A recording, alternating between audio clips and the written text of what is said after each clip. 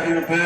ஆற்றில் வெள்ளப்பெருக்கு அதிகமாக உள்ள காரணத்தால் தாங்கள் தங்கள் உடைமைகளையும் ரேஷன் கார்டு, வாக்காளர் அட்டை மற்றும் குழந்தைகளுடைய பள்ளி சான்றிதழ் இவைகளெல்லாம் எடுத்துக்கொண்டு முகாமுக்கு செல்லுமாறு அறிவுறுத்தப்படுகிறது. காவிரி ஆற்றில் வெள்ளப்பெருக்கு அதிகமாக உள்ள காரணத்தால் தயவு செய்து முகாமுக்கு செல்லுமாறு தங்களது வீடுகளை காலி செய்து முக்கிய ஆவணங்களை எடுத்துக்கொண்டு அருகில் உள்ள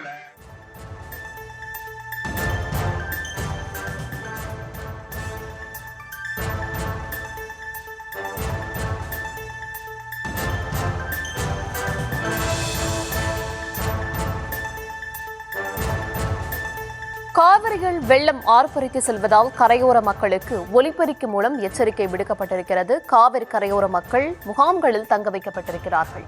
விவரங்களை தர இருக்கிறார் செய்தியாளர் தங்கமணி. விவரங்கள் வழங்கலாம்.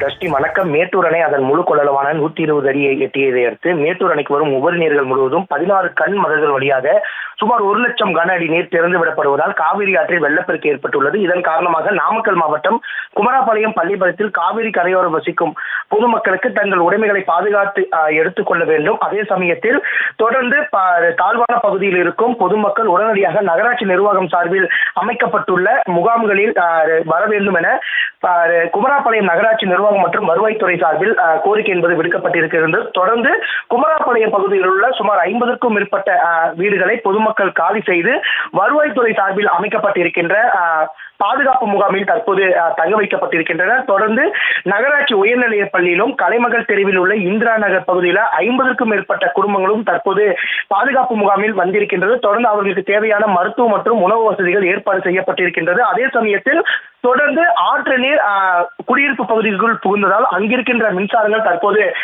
துண்டிக்கப்பட்டிருக்கின்றது. தொடர்ந்து அந்த பகுதியில வருவாய்த்துறையினர் மற்றும் நகராட்சி நிர்வாகத்தின் சார்பில் கயிறுகள் கட்டி அங்கு யாரும் செல்லக்கூடாது, துணி துவைக்கவோ மீன் பிடிக்கவோ காவிரி ஆற்றில் இறங்கக்கூடாது என அறிவிப்பு பலகை என்பது வைக்கப்பட்டிருக்கின்றது.